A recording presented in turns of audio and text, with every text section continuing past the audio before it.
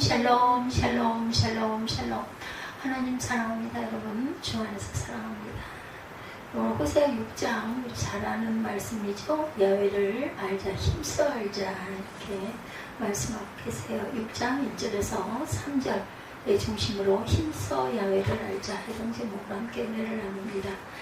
6장 3절이죠. 야훼를 알아야 하는 이유는 야훼께로 돌아가기 위해서다. 1, 2절에 그렇게 증거하죠. 우리가 야훼께로 돌아가자. 우리를 찢으셨으나 도로 낫게 하실 것이요 우리를 치셨으나 싸매주시고 죽이시지는 않으신다는 거죠. 2절에 야훼께서 이틀 후에 우리를 살리시며 셋째 날에 우리를 일으키시니 우리가 그의 앞에서 살리라. 그에게 영생을 주셨죠. 그러므로 우리가 야훼를 알자, 힘써 야훼를 알자. 그의 나타나심은 새벽빛같이 어김없나니 비와 같이 땅을 적시는 늦은 비와 같이 우리에게 임하시리라. 이스라엘은 늦은 비가 안 오면은 곡식이 하나도 익질 않아서 먹고 살 수 없었다고 그랬죠. 그래서 이 비가 굉장히 우리에게도 그렇지만 그래서 농부들은 특히나 하늘을 항상 올려다보고 저도 기억이 나요. 어렸을 때 어른들이 이렇게 저녁을 드시고 나오면 뒷짐을 찌고 이렇게 이제 좀 산책 같은 그런 걸 하시는 거죠. 좀 소화되라고 운동을 슬쩍 하시면서 항상 이렇게 하늘을 바라봤던 어른들의 그 모습이 저도 눈에 삼삼하게 기억이 납니다. 이스라엘에 대한 그 회개 촉구가 1절에 나와 있어요. 하나님께서 이스라엘 백성이 하나님의 징벌을 받고 자신들의 죄를 깨달아 회개하고 돌아올 것을 예언하시면서 그들의 외식적인 신앙을 책망하시죠. 그들은 하나님의 사랑을 버리고 제사만 지냄으로 하나님을 만으리 여기는 죄를 범했어요. 특히 제사장들의 행악은 모든 사회를 타락하게 했다. 제사장들이 가장 그죠 하나님께 온전한 예배를 제단을 쌓아야 할 텐데도 불구하고 좀 안다라는 그런 것을 거꾸로 빌미로 무기로 삼아가지고 이렇게 하나님을 간절히 구하지도 못하고 야훼께 돌아가자고 할 것이라는 것을 예언합니다. 이스라엘 백성이 회개할 때 야훼께 돌아갈 것을 말하면서 야훼께서 자신들을 찢으셨으나 도로 낫게 하실 것이요 치셨으나 싸매어 주실 것이다. 2절에 그렇게 말씀하죠. 주의 길로 행해야 한다. 이사야 2장 3절입니다. 나는 백성이 가며 이르기를 오라 우리가 야훼 산에 오르며 야곱의 하나님의 손에 이르자 그가 그의 길을 우리에게 가르치실 것이라. 우리가 그 길로 행하리라 하리니 이는 율법이 시온에서부터 나온다. 또한 야훼 말씀이 예루살렘에서부터 나올 것입니다. 이렇게 말씀하고 계세요. 하나님께서 그때는 지금은 어느 곳에서나 내 집 골방에서도 운전을 하고 하면서도 예배하고 마음으로 기도할 수 있지만 그때는 꼭 정해진 그 성전에 가서 예배를 드려야 한다라고 그들은 생각했기 때문에 항상 예루살렘에서부터 나올 것이며 그 길로 행하리라. 율법이 시온에서부터 나올 것이고 말씀하고 있어요. 주께서 긍휼히 여기실 것이라. 이사야 55장 7절에 악인은 그의 길을 불의한 자는 그의 생각을 버리고 야훼께로 돌아오라. 그리하면 그가 긍휼히 여기시리라. 우리 하나님께로 돌아오라. 그가 너그럽게 용서하시리라. 우리가 그 앞에서 살리라 말합니다. 이스라엘 백성이 야훼께서 자신들을 이틀 후에 살리시고 3일에 자신들을 일으키실 것임을 진술한 것임은 이 하나님께서 예언을 하신 바 있으세요. 이는 하나님의 구원이 속히 임할 것이라는 거죠. 이틀 후에 사흘 만에 이건 굉장히 가까운 날이잖아요. 본문에서 3일 만에 하나님께서 자신들을 일으키실 것이라는 이스라엘 백성의 고백이 그리스도의 부활에 대한 예언이죠. 하나님이 이스라엘 백성에 대한 구원 예언은 궁극적으로 그리스도를 통한 구속을 이렇게 지향하고 있다. 이스라엘 백성은 하나님께 회개해서 하나님의 구원을 입으면 자신들이 하나님 앞에서 살게 될 것임을 진술한다고 했는데 하나님 앞에서 산다는 것은 이스라엘 백성에게는 약속의 땅인 가나안에 들어가고 야훼를 섬기며 산다는 것을 의미합니다. 하나님만을 섬기며 살아야 되겠죠. 야훼도 섬기고 이방신도 섬기고 지금 우리가 살아가는 삶은 어떠한가 생각해 봐야 할 것입니다. 하나님 앞에서 사는 일 창세기 17장 18절입니다. 아브라함이 이 하나님께 아뢰되 이스마엘이냐 하나님 앞에 살기를 원하나이다. 하나님 앞에 살기를 원한다. 영원히 하나님 앞에 거할 것이다. 시편 61편 7절이에요. 그가 영원히 하나님 앞에서 거주하리니 인자와 진리를 예비하사 그를 보호하소서 이렇게 기도합니다. 우리가 또 야훼를 어떻게 알아요? 힘써 알자. 3절에 우리가 늘 아는 말씀 많이 이 말씀을 많이 읽죠. 우리가 야훼를 알자. 힘써 야훼를 알자. 그에 나타나시는 새벽빛같이 어김없나니 비와 같이 땅을 적시는 늦은 비와 같이 우리에게 임하시라 하니라. 예, 늦은 비를 그 곡식에다가 늦은 비가 오지 않으면 곡식에 여물지 않고 우리가 먹고 살 수가 없는 것처럼 아주 귀하죠. 이스라엘 백성의 회개는 야훼를 힘써 알려고 노력하는 자세부터 시작된다. 야훼를 안다는 것은 야훼를 사랑하며 야훼와 교제하는 것, 나와 함께 하시는 하나님, 지금 우리가 늘 얘기할 때 임마누엘의 하나님이죠. 즉 야훼 말씀을 쫓아 순종함으로 행하는 것이 야훼를 아는 것이다. 순종하는 것이죠. 그대로 행하는 것. 야훼의 나으심이 새벽같이 일정하다는 말씀은 반드시 야훼께서 임재하신다라는 의미를 갖고 있고, 하나님께서 과거의 역사 속에서 구원을 이루시고 이스라엘과 함께 하셨듯이 회개하는 자에게 반드시 임하셔서 은총을 베푸실 것이다.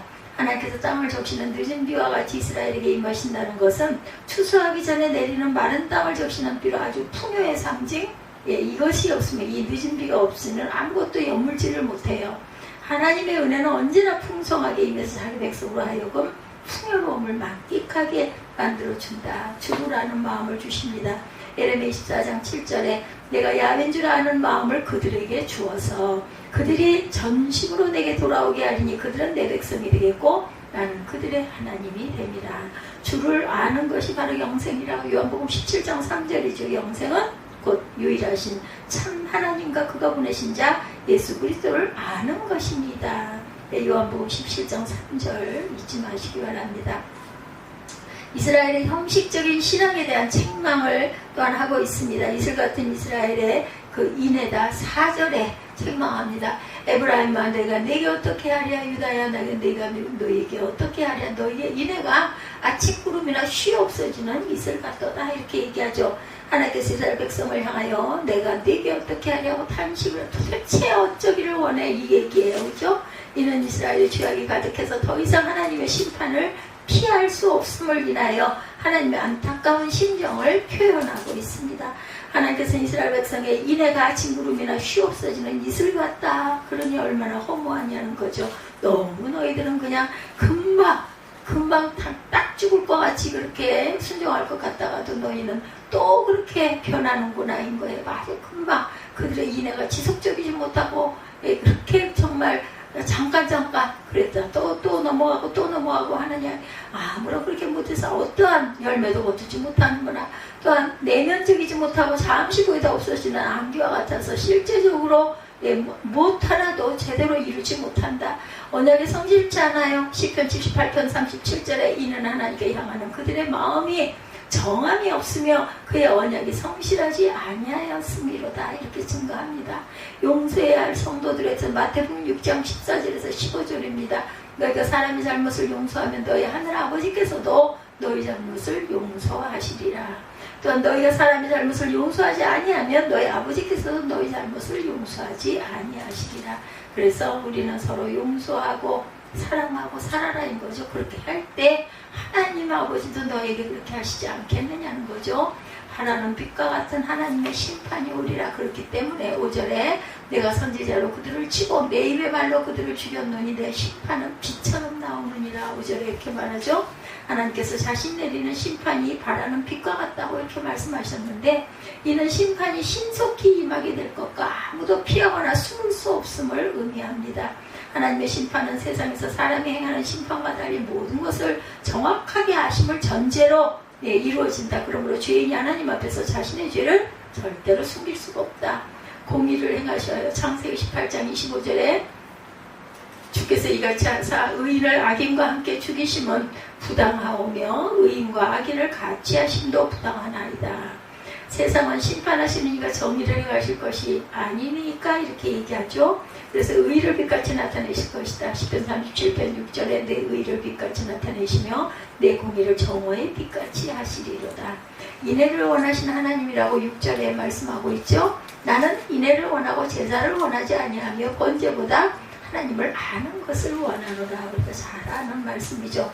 하나님께서는 자신이 인애를 원하시고 제사를 원하지 아니하신다. 또한 그 중심에 하나님의 인애가 없는 상태에서 제물을 드린다 해도 하나님을 기쁘시게 할 수 없다라는 거예요. 하나님께서 이스라엘 백성에게 번제보다 자신을 아는 것을 원하심을 말씀하고, 하나님을 아는 것은 인애를 행하는 것 같다라는 뜻입니다. 하나님을 아는 것은 곧 하나님을 쫓아 사랑을 실천하는 것을 의미하기 때문이다. 하나님은 제사를 통해서 백성이 하나님의 공의와 사랑을 깨닫고 그 공의와 사랑을 쫓아 살아갈 것을 원하신다. 즉 하나님께서 원하시는 제사는 동물의 피제사가 아니라 하나님의 기뻐하시고 온전하신 뜻을 깨닫고 분별하고 하나님의 뜻에 순종하고 행하는 산 제사, 즉 영적 예배를 원하신다. 하나님의 뜻에 순종하는 것, 주님의 뜻을 깨닫는 것, 그것을 분별할 줄 아는 것, 이것을 원하신다. 순종이 제사보다 낫다고 사무엘상 15장 22절이죠. 사무엘이 이르되 야훼께서 번제와 다른 제사를 그의 목소리를 청종하는 것을 좋아하신 같이 좋아하시겠나이까? 순종이 제사보다 낫고 듣는 것이 순양의 기름보다 낫다, 이렇게 말씀하죠. 하나님을 아는 인애에 대해서 에레미야 22장 16절에 그는 가난한 자와 궁핍한 자를 변호하고 형통하였나니 이것이 나를 알미 아니냐, 야훼의 말씀이니라. 이스라엘의 패역한 행위에 대해서 7절에 야단을 치시죠. 그들은 아담처럼 언약을 어기고 거기에서 나를 반역하였느니라. 7절이에요. 하나님께서 이스라엘을 향하여 아담처럼 언약을 어겼다, 이렇게 말씀하십니다. 아담이 하나님과의 언약을 어긴 것은 모든 죄악의 근본이 되었기 때문에 이스라엘이 하나님의 언약을 어긴 것은 아담의 범죄와 밀접한 관계가 있었다. 아담과 같이 이스라엘은 하나님의 언약을 어기고 사단의 유혹에 넘어감으로 가나안 복지에서 쫓겨남을 당하게 된다. 하나님께서 이스라엘과 언약을 맺으실 때 가나안에 들어가서 우상 숭배를 범하면 어떻게 하신다고? 반드시 심판을 받아 멸망당하게 될 것이라고 말씀하셨는데 이스라엘 백성들 우상 숭배의 문화에 동화되어 죄악에 빠지고 맙니다. 율법을 범해요. 호세아 8장 1절이에요. 나팔을 내 입에 댈지어다 원수가 독수리처럼 야훼 집에 덕치리니 이는 그들이 내 언약을 어기며 내 율법을 범함이로다. 말씀을 버렸어요. 열왕기하 17장에 그 17장 이게 49절인가요? 그들이 그들의 뒤를 따라 요단에 이른즉. 열왕기하 17장 잠깐 보죠. 열왕기하 17장 제 표기가 일단은 이해를 못하겠네. 무슨 장이지?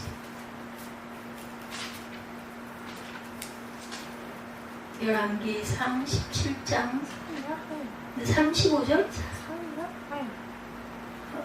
열왕기하 17장 그들이 뒤를 따라 요단에 이른즉인데 이게 무슨 5절인지 모르겠어.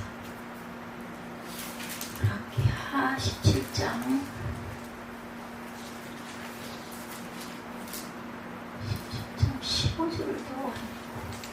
15절도 뭔가 그들이 처음으로 거기에 가지고 야훼를 경외하지 아니함으로 야훼 그 사자들 그들 가운데 보내시며 몇 사람을 죽인지라. 그들이 뒤를 따라 요단에 이른즉. 이렇게 나온 부분이 어디지? 무슨 5절인데 15절도 아니고 명령 따르지 말라 하신 이 사방 이방 사람을 따라 말씀을 버린 부분이거든요. 아람 사람이 급히 도망하느라 버린 의복과 병기가 길에 가득하였더라. 사자가 돌아와서 왕에게 알리니 이렇게 되어 있네요. 그들이 그들을 뒤를 따라 요단에 이른즉 아람 사람이 급히 도망하느라고 버린 의복과 병기가 길에 가득하였더라. 사자가 돌아와서 왕에게 알리니. 열왕기하 17장에 어떻게 이렇게 끝은 5절인데 야훼 율리와 여호와께서 그들의 성에 세우신 언약과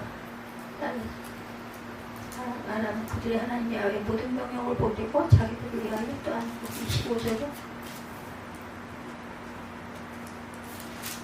그들이 처음으로 거기 거주할 때 야훼를 경외하지 아니하므로 사자들을 그 가운데 보내심에 몇 사람은 7장 15절은 7장 15절? 열왕기하 7장 17장이 아니라 7장 15절 15절 7장 15절. 왜 표기가 그렇게 나왔지? 그들의 뒤를 따라 요단에 이른즉 아람 사람이 급히 도망하느라고 버린 의복과 아람 사람이 급히 도망하느라고 버린 의복과 병기가 길에 가득하여 사자가 돌아와서 왕에게 알리니. 회개하 7장 잘못 회개가 됐네. 은이 없지. 17장을 찾으니 7장 15절 그들이 뒤를 따라 요단에 이른즉 아람 사람이 급히 도망하느라고 버린 의복과 병기가 길에 가득하였더라. 사자가 돌아와서 왕에게 알리니 정조를 지키지 아니하였던 호세아 5장 7절에 그들이 야훼께 정조를 지키지 아니하고 사생아를 낳았으니 그러므로 세 달이 그들과 그 기업을 함께 삼키리로다 이렇게 말씀하고 있어요. 이스라엘 집에 가증한 일에 대해서 8절에 말씀하고 있어요. 8절 보죠. 그들이 아담처럼 언약을 어기고 거기서 나를 배반하였느니라. 길르앗은 악을 행하는 자의 고울이라 피발자국으로 가득 찼더라 이렇게 얘기하죠. 하나님께서 길르앗은 행악자의 고울로 피발자지가 가득하였다 이렇게 말씀해요. 길르앗은 원래 요단 동편에 있다는 걸 지칭하는데 본문에서는 그 땅이 행악으로 더럽혀졌음을 강조하고 있습니다. 하나님께서 9절 제사장의 무리가 탐욕을 채우기 위해서 살인을 모유하고 세겜으로 지나가는 자들을 살인하고 약탈함으로 악행을 저질렀습니다 라고 얘기하죠. 강조대가 9절이죠. 사람을 기다림같이 제사장의 무리가 세겜길에서 살인하니 그들이 사악을 행하였느니라. 10절에는 하나님께서 이스라엘 집에 가증한 일을 보았음을 말씀하시면서 에브라임이 행음하였다라고 얘기하죠. 내가 이스라엘 집에서 가증한 일을 보았나니 거기서 에브라임은 음행하였고 이스라엘은 더럽혀졌느니라. 또한 유다여 내가 내 백성을 사로잡힘을 돌이킬 때에 내게도 추수할 일을 정하였느니라. 11절에 이렇게 해서 끝이 나죠. 이 행음은 하나님과의 언약을 어기고 이방 우상을 숭배한 영적 간음을 얘기하죠. 두 가지의 악을 행하였다고 에레미야 2장 13절에 내 백성이 두 가지 악을 행하였나니 곧 그들의 생수에 근원되는 나를 버린 것과 스스로 웅덩이를 판 것이다 이렇게 얘기하고 있습니다. 그것은 그 물을 가두지 못할 어떤 웅덩이, 터진 웅덩이니라. 거짓을 예언한 선지자들에서 에레미야 5장 31절에 선지자들은 거짓을 예언하며 제사장들은 자기 권력으로 다스리며 내 백성은 그것을 좋게 여기니 마지막에는 너희가 어찌하려느냐. 다른 신을 경외합니다. 열왕기하 17장 7절에 이 일은 이스라엘 자손이 자기를 애굽 땅에서 인도하여 내사 애굽의 왕 바로의 손에서 벗어나게 하신 그 하나님 야훼께 죄를 범하고 또 다른 신들을 경외하며 야훼께서 이스라엘 자손 앞에서 쫓아내신 이방 사람의 규례와 이스라엘 여러 왕이 세운 율례를 행하였습니다 말씀하세요. 그래서 그 호세아 그 말씀 6장의 결론, 성도들은 하나님의 택하심을 받아 어떻게 해요? 거룩하다 일컬음을 받은 자로 하나님의 말씀을 쫓아 거룩한 삶을 살아가야 한다. 이는 그리스도의 새 계명인 사랑의 계명을 실천하는 삶을 의미한다. 하나님과 이웃에 대한 사랑을 실천함이 성도의 의무다. 그래야 하나님이 또한 우리를 용서하시고 사랑하신다는 거죠. 보통 사람들이 생각하기를 구약성경은 하나님을 무서운 하나님으로 기록하고 있고 신약성경은 하나님을 사랑의 하나님으로 기록한 것으로 대체적으로 생각들을 많이 합니다. 기독교 초기에도 그렇게 생각한 사람들이 있었고 바로 마르시온이라고 하는 사람, 그는 구약의 하나님은 악한 신이고 신약의 하나님은 사랑의 신이다 이렇게 주장을 했다고 그래요. 그래서 그는 구약 성경은 아예 인정하지를 않았다네요. 그러나 구약의 하나님과 신약의 하나님은 동일한 하나님이시죠. 죄인을 너무 사랑하셔서 자신의 아들을 이 땅에 보내시고 죄인을 대신해서 죽게 하신 분이 바로 구약의 하나님이시고 예수님은 구약에 기록된 하나님을 아버지라고 부르시는 성자 하나님이시죠. 그리고 성경에 지옥에 관한 설교를 가장 많이 하신 분이 바로 사랑 많으신 예수님이셨어요. 만약에 내 자식이 잘못된 일을 행하면 누가 가장 화가 많이 나겠습니까? 옆집에 사는 아저씨가 화가 날까요? 옆집 아저씨는 내 자식이 잘 되든 못 되든 별 관심이 없어요. 그렇죠? 내 자식이 죄를 지으면 부모가 제일 화가 나게 되고 가장 마음이 아픈 것이 부모의 마음입니다. 사랑의 반대말이 뭘까요? 미움일까요? 무관심이겠죠? 무관심입니다. 사랑하는 사람은 상대방이 잘못된 길을 가게 되면 가장 마음이 아프게 되고 상대방이 잘 되면 가장 크게 기뻐하는 사람이 바로 사랑하는 사람이죠. 구약 성경에서 하나님이 이스라엘 백성이 죄를 지으면 벌을 주시고 심판을 하시는 것은 그만큼 하나님이 자신의 백성을 사랑하신다는 증거라는 것. 단순히 벌을 주신다고 하나님 무서운 분이고 사랑이 없는 분처럼 절대로 오해해서는 안 되죠. 그렇게 생각하는 사람은 아마 없으리라 생각합니다. 죄와 죄인, 즉 하나님은 죄는 미워하시면 죄인은 사람은 사랑하신다고 그러죠. 죄를 미워하는 것이지 죄를 지은 사람을 미워하는 것은 아니다. 우리 호세아서를 통해서 하나님이 비록 이스라엘 자손들이 우상을 숭배하기는 했지만 여전히 그들을 사랑하신다는 것을 알 수가 있어요. 그러나 하나님이 죄인을 사랑하신다고 해서 죄까지 사랑하는 것은 아니다. 호세아서를 통해 우리는 하나님의 죄를 얼마나 미워하시는지를 우리가 깨달아 알게 되죠. 오죽이나 하면 호세아를 아주 그 창녀 같은 여인에게 장가를 가게 하셨겠어요. 그게 바로 우리의 모습인 거죠. 예수님이 우리를 위해서 죽으신 그 사랑. 그래서 하나님은 호세아 선지자를 통해 이스라엘 자손들이 범한 죄들은 무엇이고 그들의 죄를 어떻게 심판하실지에 관해서 말씀하고 계시죠. 아까 마르시온 이야기를 제가 잠깐 했어요. 그 이야기 하나님 무서운 신이다 라고 말했는데 그 이유가 무엇인가. 한마디로 성경도 하나님도 제대로 이해하지 못했기 때문에 정말 중요합니다. 신학자들 아주 중요해요. 자기의 주장만 옳다고 계속 그쪽으로 몰아가죠. 그리고 사람 딱 붙잡으면 그냥 그 말 속에 완전히 그냥 나는 없습니다가 돼야 될 정도로 아주 그렇게 너무 뭐라고 해야 될까요? 그냥 아주 강권적이에요. 보면은 거기에 딱 빠져가지고 그게 아니면 안 돼. 절대로 안 돼요. 그 모든 걸 다 초점이 그 말로 그리 끌고 갑니다. 이스라엘 백성이 왜 끊임없이 죄를 짓고 나중에는 심판을 받아서 망하게 된 이유는 무엇이었을까요? 호세아 4장 6절과 4장 14절에 보면은 4장 앞에 있으니까 잠깐 볼까요? 4장 6절 보죠. 4장 6절 내 백성이 지식이 없으므로 망하는도다. 내가 지식을 버렸으니 나도 너를 버려 내 제사장이 되지 못하게 할 것이요 내가 내 하나님의 율법을 잊었으니 나도 내 자녀들을 잊어버리겠다. 이렇게 말씀하시죠. 그리고 14절에 보면은 너희 딸들이 행음하며 너희 며느리들이 간음하여도 내가 벌하지 아니하리니 이는 남자들도 창기와 함께 나가며 음부와 함께 희생을 드림이니라. 깨닫지 못하는 백성은 망하리라. 이렇게 말씀하고 있어요. 깨달지 못하면은 망할 수밖에 없는 거죠. 깨달아야 돼요, 언젠가. 근데 보면은요, 옆에서는 다 보이는데 본인만 모르더라고요, 그러니까. 그는 성경도 하나님도 제대로 알지 못했다. 한국의 어떤 그 예능 프로그램에서 무식은 죄가 아니다, 이런 제목을 내놓고 한참 예능을 한 일이 있었다고 그래요. 저는 보질 못했는데 사람들은 대체로 머리가 좋고 아는 것이 많은 사람들은 아주 부러워합니다. 그러다 보니까 아는 것이 별로 없는 사람을 무시하는 경향이 있죠. 무식하다 그러죠. 모른다는 거지. 식이 없다라는 거죠. 그래서 그 TV 프로그램은 비록 무식하더라도 죄가 아니라는 것을 주장하기 위해서 그런 프로그램을 만든 것 같은데 물론 무식하고 아는 것이 많지 않다는 것이 죄는 아니에요. 영어 수업을 좀 못하고 성적이 좀 떨어진다고 사람을 죄인처럼 취급해서는 당연히 안 되죠. 근데 방금 읽은 성경에서는 이스라엘 백성이 지식이 없고 깨달지 못해서 즉 무식해서 망했다라고 말씀하고 있어요. 이 세상에 얼마나 많은 지식과 정보가 많아요. 그렇죠? 우리가 그 많은 지식과 정보를 다 알 수가 없습니다. 여기서 말하는 지식이라는 것은 정말 우리에게 꼭 필요한 지식, 기본적인 지식을 말하는 것이겠죠. 우리가 뭐 영어, 수학, 과학과 같은 지식은 좀 부족하고 잘 몰라도 괜찮지만 하나님을 아는 지식, 이거 기본적으로 꼭 알아야 할. 왜냐하면 우리가 하나님의 자녀이기 때문에 그런 지식이 없으면 한 번밖에 없는 귀한 인생을 망칠 수 있다. 그래서 호세아는 호세아 6장 3절에 그러므로 우리가 야훼를 알자, 힘써 야훼를 알자 이렇게 말하고 있습니다.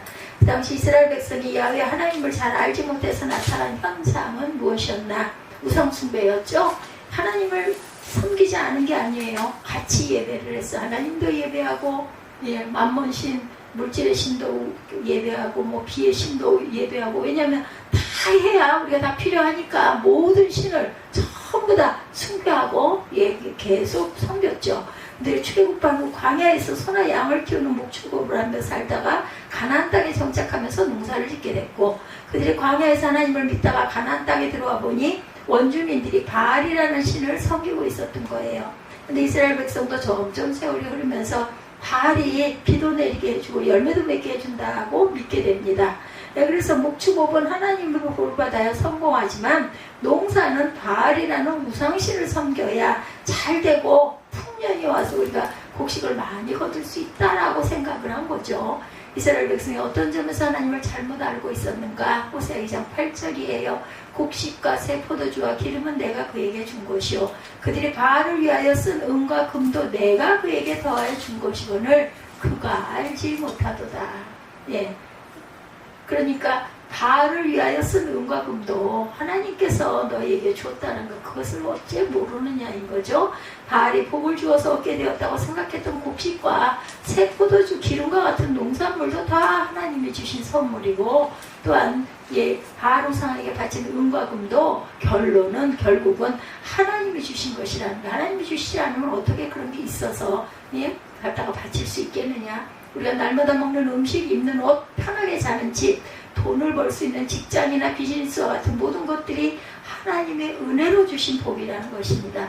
근데 이스라엘 백성은 광야에서는 하나님이 복을 주셨지만 가나안 땅에서는 바알이 복을 준다고 잘못 알고 있었다. 그 이유는 동양에 사는 내가 서양 사람들이 믿는 신, 특히 이스라엘이라는 작은 나라가 믿는 신을 믿어야 할 필요가 없다는 선입관을 가지고 있었기 때문이다. 그러나 예수를 믿고 하나님을 믿게 된 이유는 하나님이 어떤 분이신지 알게 됐고, 알게 된 그 지식을 믿게 되었기 때문이죠. 동양에 살든 서양에 살든, 내가 한국에 살든 이스라엘에 살든 영국에 살든 미국에 살든, 그렇죠. 창세기 1장 1절에 하나님에 대하여 뭐라고 말씀하세요? 태초에 하나님이 천지를 창조하시느니라. 천지를 창조하셨어요. 대한민국만 만드신 게 아니라. 저는 이제는 이 세상이 어떻게 시작되었고 누가 만들었는지 지식들이 없었지만 이 세상을 하나님이 창조하셨다는 그 말씀을 처음으로 알고, 어땠어요? 비록 서양 사람들이 믿는 신이라 해서 하나님을 믿는 것을 거부할 수는 없죠. 외국 사람이 뭐 믿는 신이든 누가 믿는 신이든 그게 중요한 게 아니라 나를 만드신 분이 하나님 아버지 창조주라는 걸 알고 나서는 모두 다 사실은, 그죠? 미국 사람이든 한국 사람이든 중국 사람이든 어느 곳에 사는 사람이든 다 크리스찬들은 우리는 주 안에서 형제 자매죠. 근데 이스라엘 백성도 처음에는 이러한 지식을 갖고 있었지만 가나안 땅에서 원주민들과 함께 살면서 그들이 믿는 신이 더 많은 복을 줄 수도 있겠구나.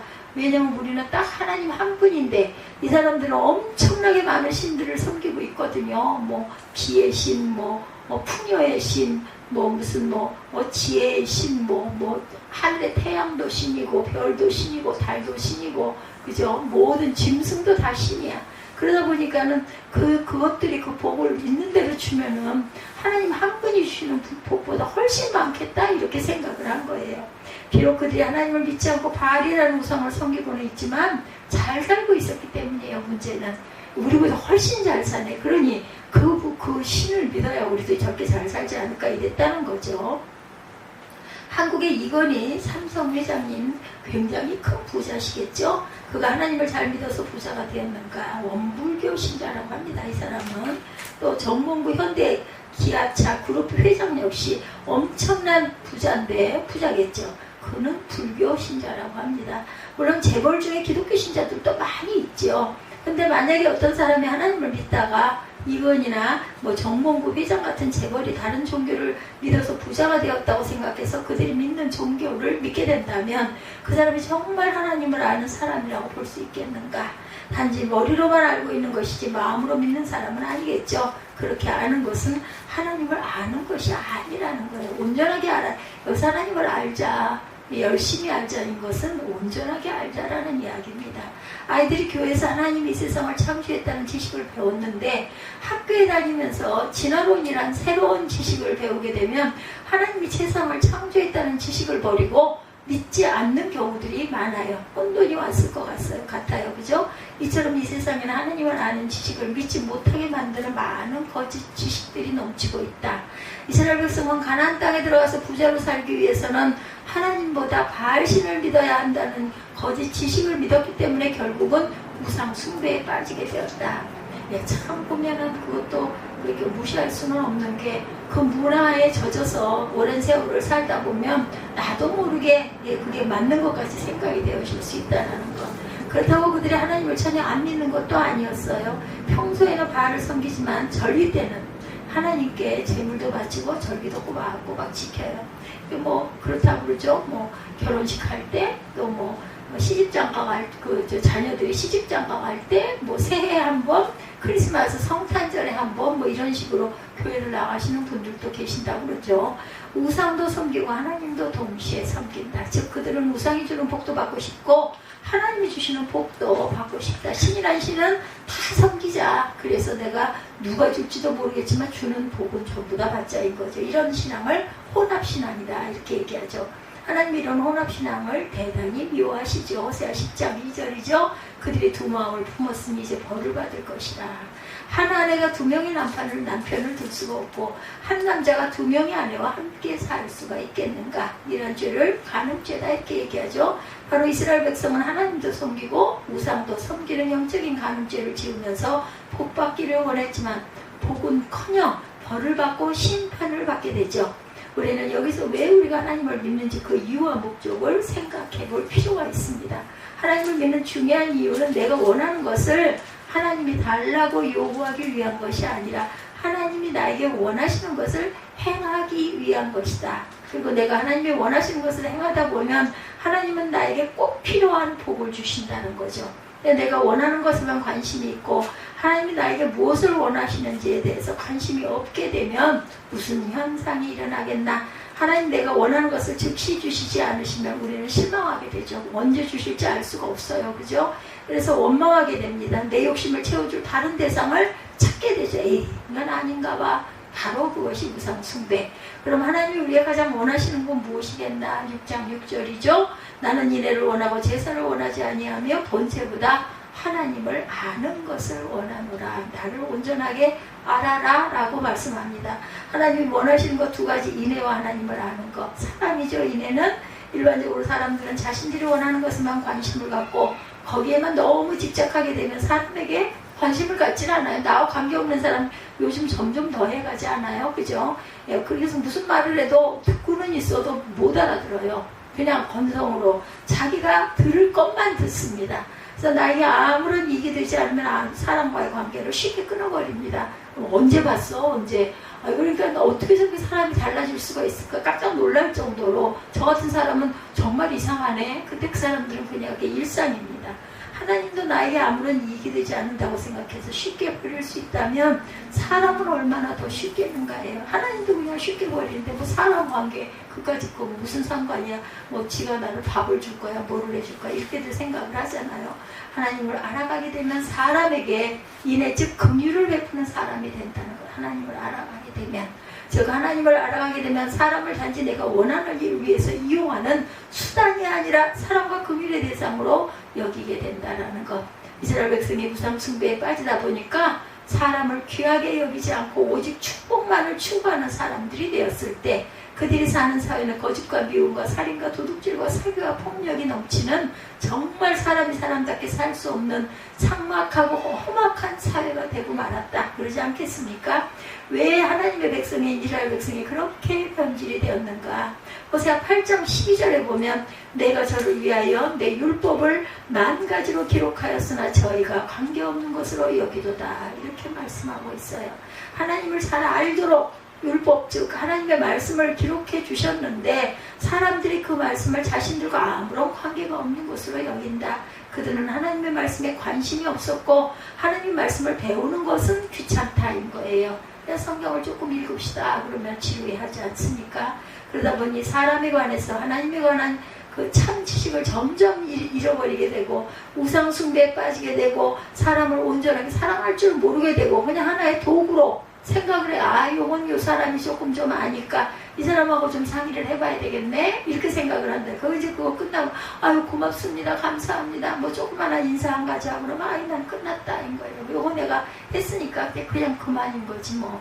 또 다른 일 또 있으면 또 그 사람 또 조금 좀 찾아가서 또 조금 뭐 좀 인사 좀 하고 해가지고 또 얻고 이렇게 하고 살아간다. 근데 우리 눈에 보이지 않습니까? 그럼 그런 사람 가까이 하고 싶어요? 진실이 없구나 생각을 합니다. 항상 보면 그 결과는 하나님은 그들이 가장 귀하게 여기는 것을 심판을 통해서 빼앗아 가신다라는 거. 예, 그들이 하나님보다 더 귀하게 여기던 재물을 빼앗아 가시고 그들의 목숨과 같은 그들의 자식들을 빼앗아 가버리시고 그래서 성경은 가장 어리석은 사람을 하나님이 없다고 하는 사람 즉 하나님을 모르는 사람을 가장 어리석은 사람이라고 말씀하고 계시죠. 한국에 어느 그 프로에 보면 무식은 죄가 아니다 주장한다 하지만 우리가 영어나 수학을 못해도 죄는 아니지만 하나님을 모르면 큰 죄에 빠진다. 그래서 아까 우리 읽었지만 요한복음 17장 3절의 영생은 곧 유일하신 참 하나님과 그가 보내신 자 예수 그리스도를 아는 것이다 이렇게 말씀합니다. 우리가 영어를 아무리 잘하고 수학을 아무리 잘하고 또한 영생을 그런다 해서 얻을 수는 없다라는 것.